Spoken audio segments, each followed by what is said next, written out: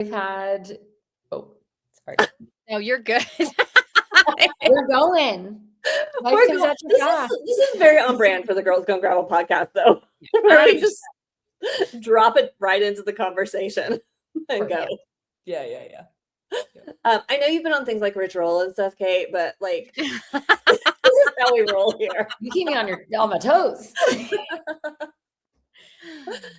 Yeah. Okay, we are very excited. We're a little off our normal time, but we're very excited because we have very special guests, Kate, Courtney, and Melisa Rollins, who have some exciting stuff coming up. So welcome back to the podcast, both of you.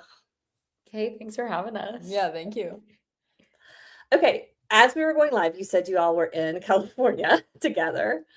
Look, Holy Spirit of Gravel is here. Good thing driving and potting in the U.S. is legal. There we go. I thought I felt a presence. Like we did feel the presence of the Holy Spirit of Gravel. So you guys are at my house. Oh, nice. We're at my house in California doing a little training camp to get ready for Cape Epic. And it has been the most unseasonably warm winter ever. Like I have not ridden in leg warmers in months, which is not good for the environment, but has been very good for my training volume. And then Melisa comes for our 1 week of training camp, and it's pouring rain outside right now. Yep. Oh no! So did you all end up doing a long ride today? Yes, but today was okay. I mean, we got poured on right at the end of our ride. Tomorrow's not looking good. But we have time to practice our new mantra. The lioness does not concern herself with the weather. The lioness concerns herself with the attacks. It's mental toughness training. Something. The lioness does not. The lioness does not concern herself with the weather. The lioness concerns herself with the attacks. Or is it just really used for anything? We've used it in any sort of instance. Yeah. Nice. It's a good mantra, especially for the two of you getting ready to go to Africa. Did this come out of Leadville last year? So kind of where did you all become friends? Like how did this happen? We became friends at Leadville. Yeah. We spent I mean on the actual Leadville day, not that much time together, but in the a little bit of time actually. But in the stage race, which is the Leadville 100 split into 3 days, it's a race of its own. It's ran 2 weeks before the Leadville 100, sort of as like a preparation race. It's like the last way to get in for someone if they want to go in through like a coin slot to get into Leadville. So there's like ways for anyone to get in. And Kate and I decided to do it as preparation for the 100, which I think is a really good idea. And a lot of people sort of were on board with that this year. It was like a really deep field. It was sweet. It was very competitive. And our race came down to seconds. Like the 100, I mean, the accumulated time of the 3 stages came down to literal seconds. We sprinted on stages 1 and 2. And then on the last stage, it came down kind of to a nail biter on the last climb. And that's kind of where we got to know each other. It was really fun racing with her. Yeah, we had an awesome experience. I think what Melissa's not telling you about is when she caught and dropped me on the last stage of the stage race, which was awesome. And also, I think we have both shared this, but that type of racing was what makes us all better. And for me, and hopefully for you, like I felt on the Leadville 100 day, I would not have gone as fast if we had not had those tight racing opportunities to learn from the Queen of Leadville and also work on some weaknesses and see where we were gaining or losing time. And beyond that race and those results and those rides, I think we just had a really similar philosophy of sport of like, let's go as hard as we can and push each other. And I want you to have a good day. And I want me to have a good day. And may the best lady win. And that's a really fun racing environment. And I think the opportunity to bring that to Cape Epic, not racing against each other, but racing for each other in a team and seeing like now it's our job to elevate each other and to get the best Yeah. out of each other on race day, and to use those tools and those secret weapons to try to get the best race days we can. Can you guys, because, obviously we're talking specifically here about Cape Epic. Can you explain to everybody how Cape Epic works so we have an understanding of what the format is and how it flows? This is a good question. Yeah. It's a very unique event. I would say if Leadville is the hardest mountain bike race, maybe in the world, this is by far like the hardest mountain bike stage race. It's 8 days of individual stages. So there's a prologue and 7 stages, and you race in a team of 2. So that means that you and your partner have to stay together. You can't be more than, I believe, a minute apart. And you are competing against other teams of 2. So basically when that second person crosses the finish line, that's your finish time for the day and your finish position for the day. And you compete not just for individual stages, but similar to a stage race on the road, you're competing for an overall, which is based on your accumulated time in those 8 days. And then how did you guys go, hey, maybe we should take this from what we did at Leadville and go to Cape Epic together? Because it's normally, for the most part, people race with like a teammate that's on the same bike brand. So it's not unheard of, but it's a little more unusual for people to partner up outside of their major sponsor brands. Yeah. I mean, it was not on my radar. So, I mean, I have heard about the race, and I actually attended the gravel version of it, like the inaugural year of Gravel Burn happened last November, which is put on by the same, maybe not same event organizer, but someone involved in Cape Epic runs this stage race, this gravel stage race in South Africa as well. But I don't know.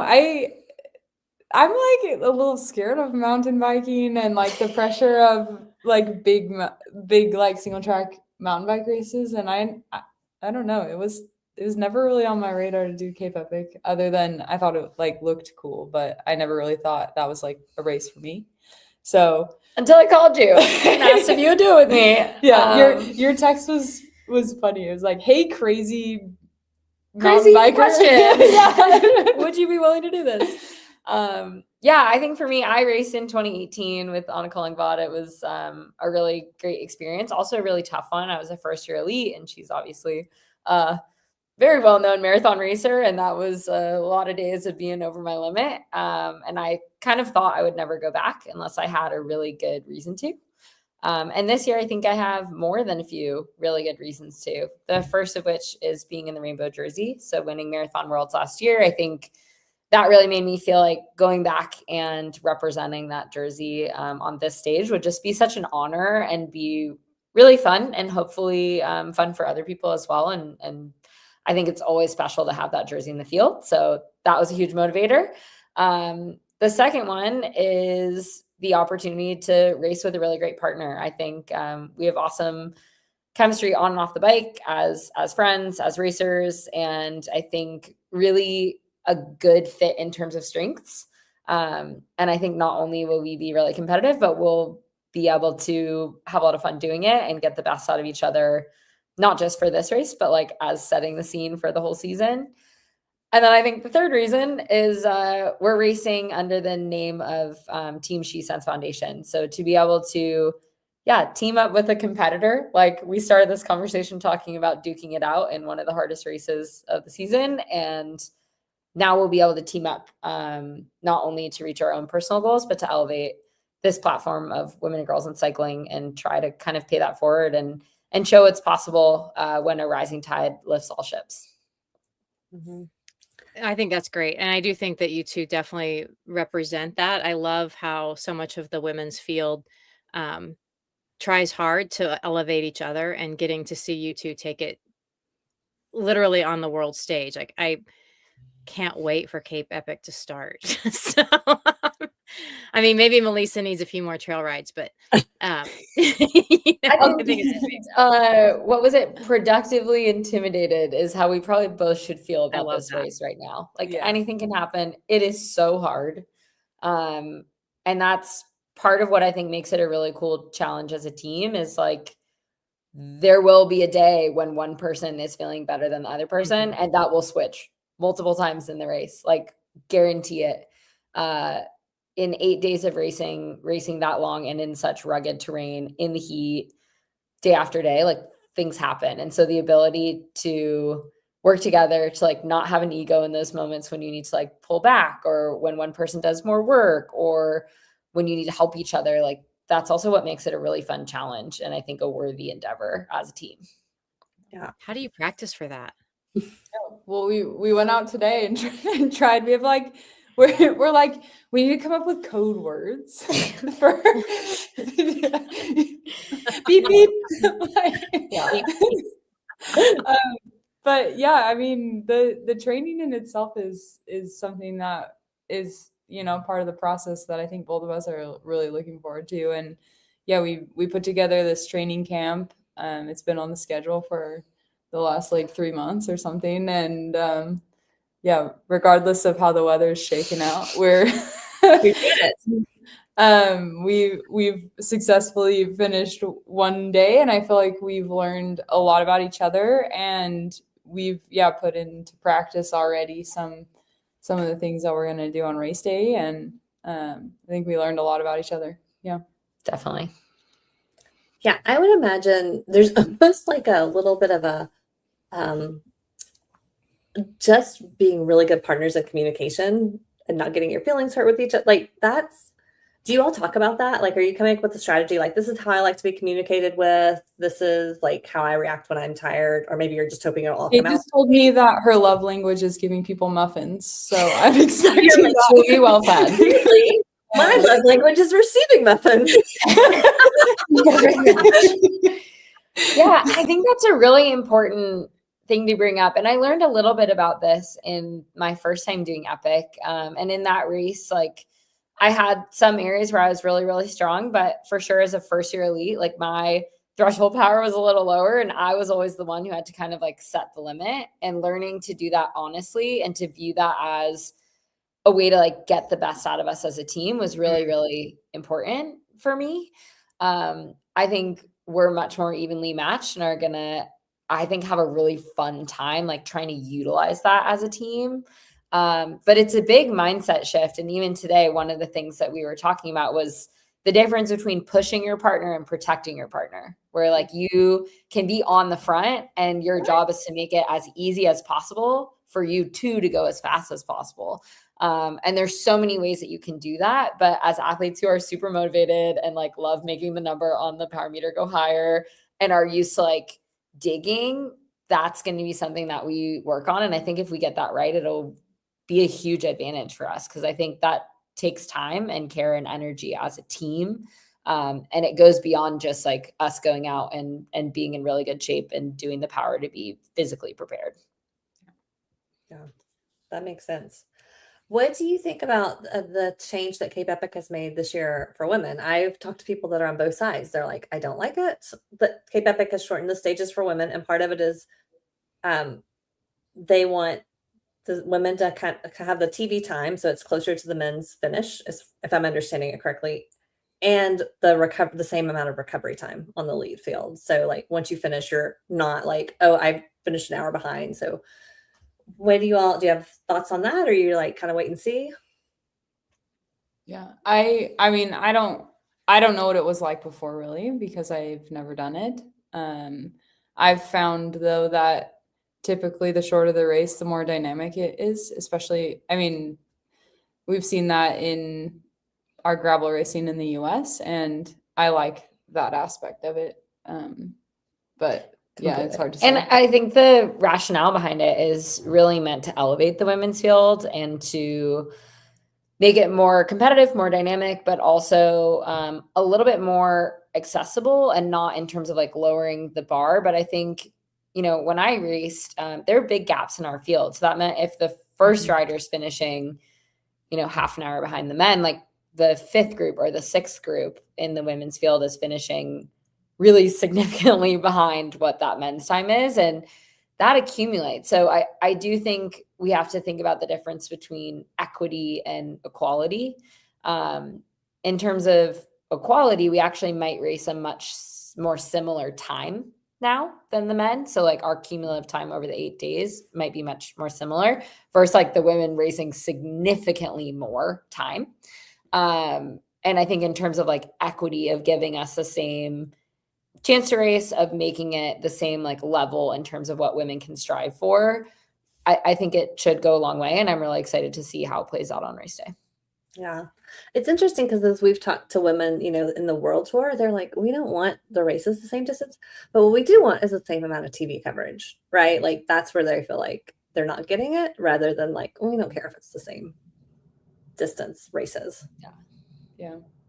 So yeah, I think I'm hoping that the TV time, they're also optimizing that. I do think historically, like the men will finish, and then the finish line is a really exciting scene for that, and then there's a big gap. And so hopefully, like if those moments are closer together, it makes it easier to cover them together, and then also for fans to be there and to have the same kind of scene at the finish. Yeah. So we'll see. I think it's an experiment, but I do think no matter what, like the willingness to engage with how we provide the right platform and stage for women to compete and showcase what they're capable of, that conversation is really important. And why not experiment and try something and see if it produces more dynamic racing, better coverage.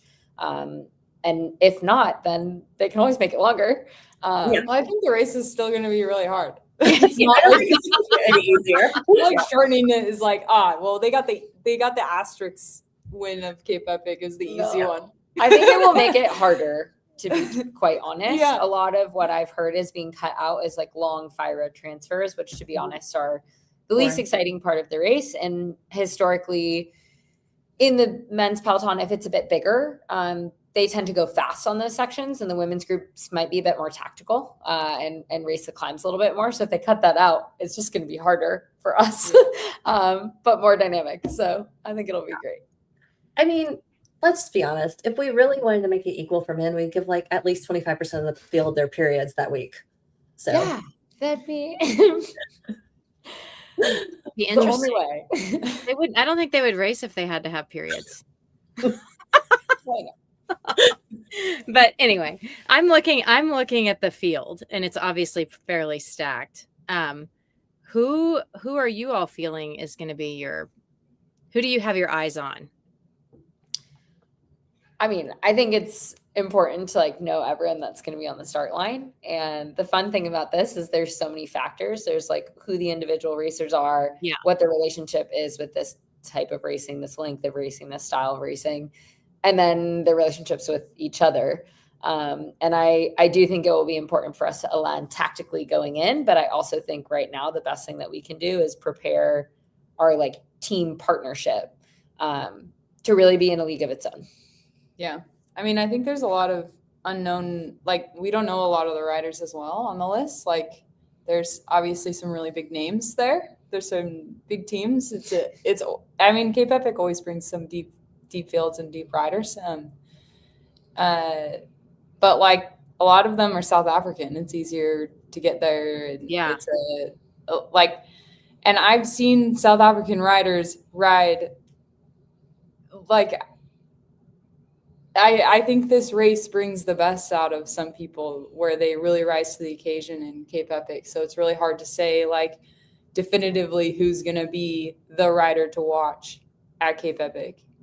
Completely. Or the riders or the team. And there's multiple things going on. So similar to like a tour that people are probably used to watching on the road, like people are going for stage wins, people are going for GC wins. You're balancing those two objectives. And a lot can change throughout the week. But I do remember one of the things I was most surprised by is how dynamic every day of racing is, because even if a team is out of the GC, they might say, today's the day, we're attacking from the line. And if you don't go, like you're taking a risk. And so you end up really racing hard for it each and every day. And there's more to play for than just that overall. It's gonna be so fun. Yeah. You're scaring me. I think we're getting more nervous. No, sorry. Yeah, no. Sorry, not sorry. No, I'm excited. It's good. I think we're in the right spot. If you're not nervous at all, you're not preparing for what the challenge is. Yeah. Well, I saw you had Melisa lifting some weights, so We were in there. Okay, Yeah. maybe pump some iron. moving some heavy shit It around. was your choice. I picked up something heavy and I put it down. And I didn't hurt myself this time. So we're through the first hurdle. I think it's a good call. We had Sarah Sturm on a few weeks ago, and I was like, I really want to hear at the end of your season how your strength training helped you, because she really got into strength training this year. Over the winter. Reviews were good. She's really loving it, and I was like, especially as you age, I think like it's really Unfortunately, it's so true. So yeah. I do want to go back to the finish of Leadville, because it was like watching the two of you celebrate each other, there was so much joy there, like from both of you. And obviously both of you broke the record. But I just felt like you guys were so happy for each other that day. Like, can you just tell us a little bit about what it was like from your perspectives at that finish line? Yeah, I was stoked. I think it's hard to come back to a race as a returning champion. It's hard to, I mean, there's only one position after that for a lot of people is like a good one. So I think for me personally, I don't know. I thought through it a lot. I mean, I had 7 hours out there to think about it. Well, 4 that I was alone behind Kate. But I mean, what more could I want than someone to push me like that, than to have Kate there? I think that Leadville has opened a lot of doors for me, and seeing that the doors aren't closed yet, it was like the coolest part about it, because there's so much opportunity still at Leadville, even, I mean, for me, for anyone who lines up. And I was really excited to have Kate there in general. I felt like I had my best day, which I was really stoked about. So in that, it was sort of like full circle, and I could be really excited for her too, because of what she accomplished as well, and where she pushed the field. And I think that it just progresses our sport forward. So cute. Yeah. I was also very, very excited. And I think, seeing Melisa also break the record, and the fact that I think we really pushed each other to both go that fast on a day that was not fast. Right? It was not a fast day. It shouldn't have. There should not have been any records broken. There should not have been records broken. But Yeah. that was a huge part of it. And I will say, like, from the moment that I went to the stage race, like, I know your special connection with that race, and had heard about that on podcasts, and had watched actually you win Leadville the year before. And it was this like very special emotional win, and one of those like soul of sport stories that I think we all love to see and hear about. And given that, the way that you welcomed me to that race and supported me in doing something totally different and new at a time when I was coming off an injury, it was, it was a really important race for me mentally to like get back and find this love of competition and this next level. It meant a lot to have that kind of mutual support, but then also know that you were not going to give me an inch, right? And we were going to fight to the death on race day. And if you see on the coverage, like when I'm going down St. Kevin's, I think I looked over my shoulder like 45 times. And that's because I thought Melisa was coming. Yeah. And I just think like that is why we race, right? Otherwise, like go do an FKT, go do intervals by yourself. The ability to surprise each other, push each other, and then also to know that the ultimate goal is to improve. I think that's a really unique mindset in sport. I think it's one that is really important to talk about and to share, especially with young riders, that success is not the zero-sum game. Like there are days on the finite games where it is like if one person wins, the other person can't win. on the result sheet, although you can have these other wins that are just as important. But in the aggregate view of like this infinite game we're all playing, success is not a zero-sum game. And like we've talked about this with relationship to our Cape Epic attempt. Like we hope to come out of this stronger bike racers and to be able to achieve more individually in the season after. And like that would be my greatest wish, right? Is that we both benefit from training together, learn something, race together really well, and then go crush our individual goals in the season. And sometimes those will overlap and sometimes they won't, and that's okay. And there's enough opportunities that is like generative for us both, right? Yeah. Well, and you've stated, obviously, you're racing for She Sends Foundation. Melisa, can you talk a little bit about the impact that that's having for you and really being an inspiration for the next generation, for little girls out there watching? Yeah, I mean, it's really awesome. I like my whole career in cycling has been like founded upon women supported groups. So I raced for 2024, which is now 2028, which is a women's only Olympic pathway team. And now I race for a women's brand, Live. So I would just say that the opportunities have really come for me with women elevating other women. So I think that my sort of trajectory has really, really aligned with Kate's foundation. And it's really cool to be able to race under that as well. I love that. I think that's going to be so good for She Sends to see it on a national stage with both of you representing it. It's going to be epic. Okay. We're also very grateful. I mean, I think I would just acknowledge that having a nonprofit as your team banner or like the name, like that is not standard. That name is a marketing asset, right? It's something that brands want to pay for and they want to have representation. And so in particular, our two bike brands, Allied and Live, their ability to kind of come together in service of this bigger mission to support and inspire women and girls. Like I just feel like we can feel really good about that all the way around. It says a lot about the people that we're working with and the athletes that we are. And to be able to have that support and have two competitors come together and two competing brands come together to all try to do something really special that we think might have a positive impact is the kind of thing that makes a goal really worth pursuing. Yeah. 100%. That's awesome. Yeah. And I love it. Just like thinking of the girls, you know, what both of you were saying is that competition, you come out and you really want to win. And I think like sometimes girls especially get intimidated by it because it's like, it feels like a zero-sum game where when you can say, no, like actually being out there and giving your all and celebrating each other is actually the gift that you get from it. And sometimes you win and sometimes you don't, you know. I think we've still got to ingrain that a lot into girls to see them showing up more. We were talking about this earlier, actually. I asked Kate because I feel like on podcasts, everyone asks you what, like, if you had one piece of advice to give younger people, what would you say?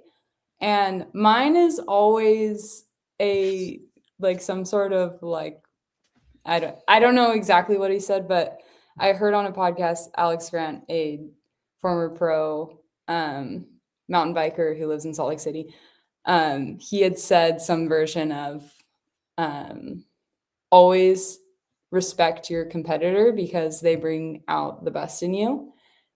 And that's always, I mean, to me, that's kind of like the journey to our Cape Epic was because of this like-minded thing that we had with each other was we respected each other. And I think that together we think that we could bring the best out of each other. And now we get to do it as a team. Yeah. Well, this kind of racing is the shift for both of you. More Kate, I'm thinking of you, like obviously you went to Leadville and you were like, I just need something to have a goal after this injury. And then you're like, maybe I'll become the world champion at Marathon Mountain. Like, so, it's very different from the kind of racing that you got your first world championship in and that you've been doing. And I'm sure there's still a little event in LA that you've got on your mind. But how does this fit in? How does the longer stuff fit into what you're looking to do in the next few years? Yeah, I mean, I can't speak for you, but I would say like for all racing, like having a very, very strong big base helps. So even in 2018, I raced Cape Epic in the spring and I won an XCO world title in September of that year. And I think it was really additive for me, not just physically to be able to take this step up, to have this huge volume, to be able to, have this huge boost to fitness in the spring, but also I think mentally, it's a race that pushes you to the edge in a way that's really productive if you can find something more in yourself. And so I think it's really a great way to prepare for a variety of goals. And obviously with like more lifetime style racing, longer events, it's even more of a fit. But I think a lot of those like same base and mental elements play a big role as well. Yeah. So will we see you back at Leadville? And do you want to defend your world championship in the marathon this year? I will not be at Level this year, but I'm sure there will be some surprises on my schedule. So Okay. yeah, I'll Cape Epic is just the beginning of the year. It's the first big project and the first big goal, and we're really focused on that. But I think we've got some exciting stuff on the calendar. Yeah. And I guess for you, Melisa, because this is different as far as there's not, there's Little Sugar, but, it is very much a gravel series within the Lifetime Grand Prix. So how are you seeing this as fitting into what is going to help you develop and maybe get that overall in the Lifetime Grand Prix this year? I could imagine maybe that's a goal. I mean, when the world champion calls and asks to be your partner for the biggest mountain bike race in the world, I think you change all your spring plans and, and arrive ready. That is a good answer. I'm really excited. And I think that something I've kind of struggled with over the last few years is like being my best self in the spring. And I think that this really aligns with my goal to try to come out flying in the spring and see what that looks like for the rest of the year. I don't, it might be like an alternate, you'd come out flying and then you have a slower second half. So I don't know. We're going to figure it out. But I don't think you're going to have a slower second half, Melisa.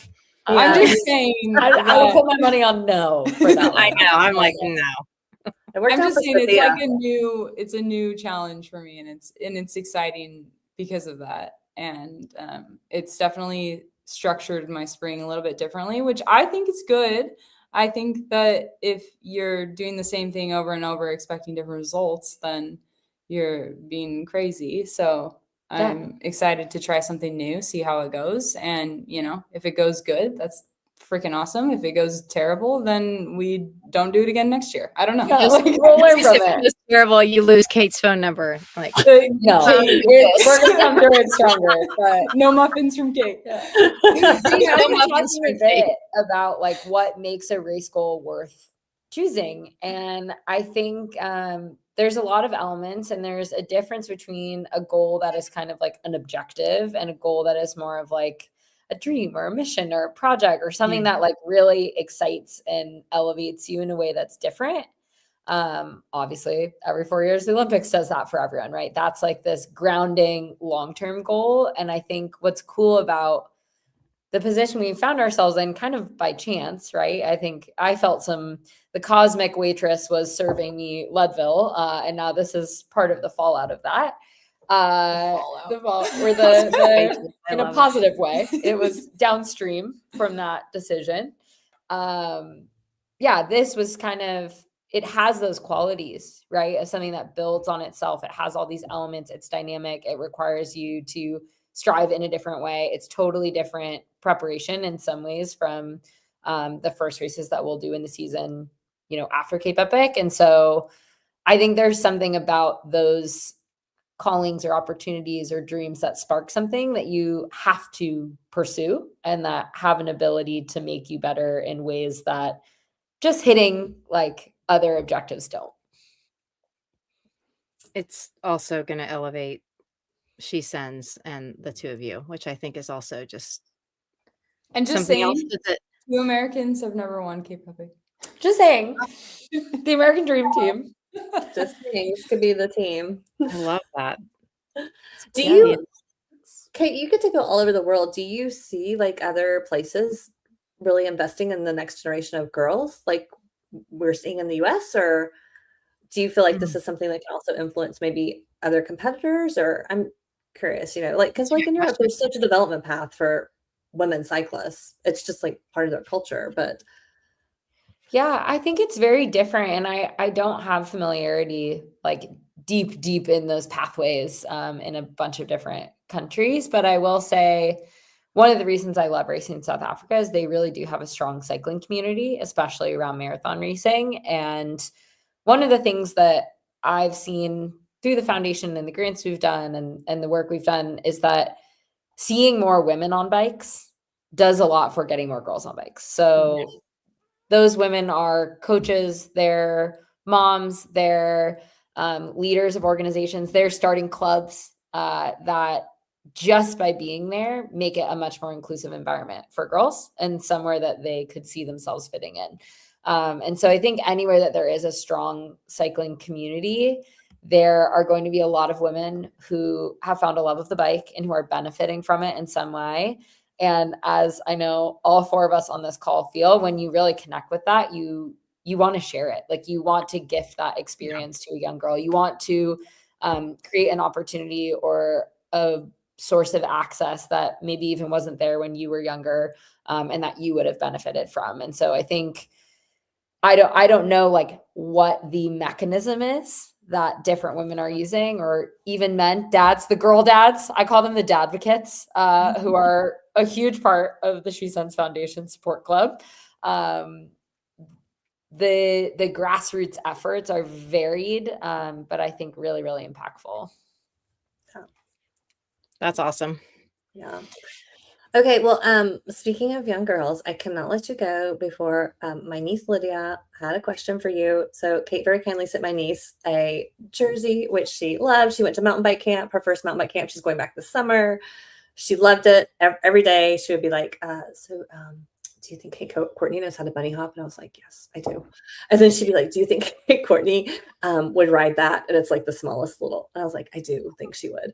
Thank you for believing in me. This is what we all need. Someone who believes in them. But she wanted me to ask you, and you can both answer this. What is the hardest thing you did last year? Ooh. I don't know. We stumped them. We did There's a too lot many. of hard Too stuff many. last year. I'll give two. One was riding the trainer with my broken wrist. That was really like a brutal. mentally hard period. I had a lot of tough indoor workouts and I really didn't like it. And I think when you're doing really hard things and you feel like it's going well and it's accumulating to something, it's really fun. We had a little bit of that today. But when you're just suffering and you feel like it's not going to work out and you're so far off track and you're not building towards the goals you thought you were building towards, that was a really hard experience. It also led to a lot of the, greatest experiences I've had, one being Leadville. And then my second hard thing is the portage section of Marathon Worlds, the hiking section at the top of like a 4,000-foot climb was pretty remarkable. When we pre-rode it and saw it, I thought that it was a joke. And it was notable. It was like 20 minutes. It's like a hike you'd go on with your family to go have lunch. And it was in the middle of a marathon race. So that was probably my other hard thing. The Holy Spirit of Gravel says it's one of your favorite things she's ever seen. Oh, good. Okay. I have to mimic, actually, I also broke my wrist earlier this year and had a lot of trainer time. Yeah, I got I got some custom braces made for my hoods on my road bike. So I was able to ride outside, like not immediately after I did some trainer rides, but it was in the cold in Utah, and I would have I had to have someone like take off my arm warmers for me so I could do intervals, put them back on afterward. I mean, just like the mental toll of that. And you're like, but for what? Like, I don't even know if like for me, I didn't even know if I was going to be able to make it to Sea Otter, which was my first race of the year. And I'm like, these intervals are for something. I don't know what it is for, but but you did them. And yeah, that was a big hurdle to get over. Obviously didn't lead me to a different discipline of cycling, but it did. I would like to think it made me stronger in some way. So Well, you had a great season, and I mean, I think for both of you, and so I think it's and both of you are like this. You talk about the good and the bad. Like that's one of the things I like about both of you. And I think sometimes it's like so easy to share all the great athlete stories, but it's like the really boring stuff is like sitting on the trainer with a broken wrist and like believing that someday there's success again, or all, you know, that's the stuff that we have to remember is what makes those moments happen. You know. And it's the resilience piece. I think it's easy, especially in a world where we consume 5-second videos and really short captions, to view the story of resilience as like a 3-line. It's like bad thing happened, person responded well, everything went fine or better, right? It's like there's actually a lot of granularity in that story, and usually there's like a big low, right? Like when we have a hard race, when we have an injury, when things are not going well, when we have like a bad interval in a workout, it can be a low. I had a bad interval today. I did not feel good. And Melisa was like, just get on my wheel. We'll keep going. And I rallied, and the next one was better, right? And we have these moments over and over and over again. And it's actually a really big part of being a professional athlete. And it's a really big part of training and building that resilience that is ultimately what makes those big wins and those big moments possible. And that will be our biggest tool at Cape Epic. And so I think being able to look at those lows not as failure to respond, but as part of the process of responding and part of the process of building resilience is what allows you to turn it into a superpower, maybe on a longer time horizon than we would like in the moment. Well said. Yes. Well, we've loved having some time with you all tonight. Just remind everybody where they can find you, and then where we can follow the work of the She Sends Foundation. And you said there may be some fundraisers happening around Cape Epic, like anything we need to know when Cape Epic starts. Tell us all the things. Yeah. Do you want to go first? You can go. Okay. Okay, Courtney. You can follow me at Cape State. I mostly post on like Instagram and Strava. And then the foundation is shesendsfoundation.org. We also have Instagram and a newsletter that you can join. And we'll be sharing throughout the race what's going on. We will let everyone know when we have the date finalized for that women's ride. And then, we'll be sharing a bit about our fundraising goals for the event. And you can find all of that on the website or by following either of us. Yeah. And I'm Melisa Rollins. Highlight just a little more. It's not just like you write a beautiful Substack that talks a lot about like the things you're journal, my public journal. Yeah, it's very you let people into the process a lot, and so people should subscribe to it. It's quite good. Thank you. I joke that I like really write it for my mom, and she gives me enough positive feedback that I keep doing it. But I think it's really important to have ways to reflect on what we learned through cycling and to share more about that process. So it's the Monday mantra on Substack. Yeah, people don't. It sounds more exciting than a newsletter. That's more exciting. Yeah, and actually, we have another writer among us. Melisa just had a published piece on the. My first published piece. Yeah, yay! Published, Melisa. Yeah, Escape Collective. So are you going to be contributing to Escape Collective this year? I did one time. I don't know. Yeah, you should go read it. Collective should have you talk about Cape Epic for sure. I actually would love to write about it, but yeah, if you haven't gone to look at the insider scoop of Brendan Johnston's FKT attempt of crossing Australia, you should do that. It's on Escape Collective, and I wrote it. And it was a crazy week. And we didn't get to hear where to find you. Oh, you can find me on Instagram at Melisa_Rollins or Strava. Yeah. Awesome. Well, thanks so much for taking the time to hang out with us tonight, and have a great rest of your training camp in the rain. Yeah, SOS. We'll report back. Yeah. Building resilience. Let us know how the wet lionesses go. There we go. Cats do not like water. Thank you guys.